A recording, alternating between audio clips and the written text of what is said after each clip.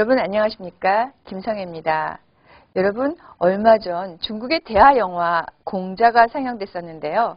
중국은 1세기 전만 해도 제국주의 열강의 침략에 한없이 무력한 중국을 반성하면서 공자의 육아사상을 그 원흉으로 지목했었죠. 그러던 중국이 공자를 적극적으로 부활하기 위해 화제의 영화 아바타까지 상영 제안하면서 적극 국가적으로 지원해 화제가 되었죠. 여러분 혹시 논어를 읽어보신 적 있으십니까? 공자와 제자들의 대화를 기록한 논어를 읽으셨든 안 읽으셨든 공자왈 하면 육아의 교과서 란 말씀으로 이해하시죠? 그러면 공자가 제자들에게 설파하고 있는 소통 리더십, 커뮤니케이션의 본질, 벤치마킹 포인트는 무엇일까요? 무엇이 실패한 정치가이자 한없는 이상주의자였던 공자를 그 많은 제자들이 끝까지 따르게 했던 것일까요? 현명하기 그지없던 안해는 물론 적극적인 행동주의자였던 자로, 그리고 부자로 이름난 자공에 이르기까지 각양각색의 제자들이 공자를 따랐던 비결은 무엇이었을까요? 첫째, 제자들 눈높이에 따른 커뮤니케이션 방식입니다. 공자는 제자들의 장단점을 다 파악해 그에 맞춰 똑같은 질문에도 다르게 대답하고 다르게 가르칩니다. 말하자면 그때그때 다르다고나 할까요? 공자는 말 바꾸기에 조령목의 명수였습니다. 염구한 제자가 공자에게 어느 날 물었습니다. 의로운 일을 들으면 바로 실천해야 합니까? 그러자 공자는 이렇게 대답합니다. 실천해야 한다. 이번엔 다혈질 행동주의자 자로가 같은 질문을 합니다. 공자는 어떻게 대답할까요? 아버지와 형이 있는데 들은 것을 어찌 바로 실천하겠느냐? 이 말을 옆에서 들은 자활한 제자가 따지듯 묻습니다. 어찌 같은 질문에 그렇게 달리 대답을 하십니까? 그러자 공자가 또 말씀하십니다. 염구는 머뭇거리는 성격이므로 앞으로 나아가게 해준 것이다. 그에 반해 자로는 지나치게 용감하기 때문에 제지한 것이다. 공감 커뮤니케이션의 본질은 고착된 정답이 아닙니다. 눈높이에 따른 변주입니다. 진정한 커뮤니케이션은 여러분의 눈높이가 아니라 상대의 눈높이에 맞춘 팔색조 커뮤니케이션입니다.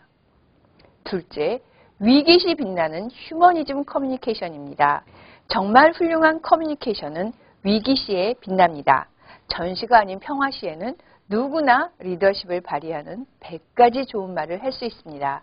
하지만 전시, 즉 위기시에는 한 가지 감동을 주는 행동만이 감동을 줍니다. 100마디 공들인 정성이 위기시에 드러나는 본심으로 인해 도로나무 암이 타불이 되는 경우 많지요. 위기 때 얼떨결에 보이는 진심이야말로 그 사람의 본성이니까요. 하루는 공자가 귀중히 여기는 백마를 둔 마국간에 불이 났습니다. 소식을 듣고 부랴부랴 돌아온 공자는 문전에 들어서며 사람이 다쳤느냐? 하시며 말에 대해서는 전혀 묻지 않죠. 이것을 본 제자들은 그의 재산보다 사람을 소중히 여기는 인본주의에 감동을 받는 것이죠. 커뮤니케이션의 본질은 좋은 말보다 실행이고 그것을 통해 감동을 받습니다.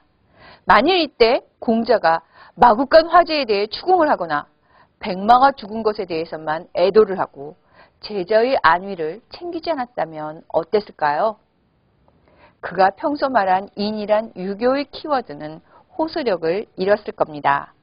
위기시 휴머니즘이 드러나려면 평소에 사람을 소중히 여기는 내공이 필요한 법입니다.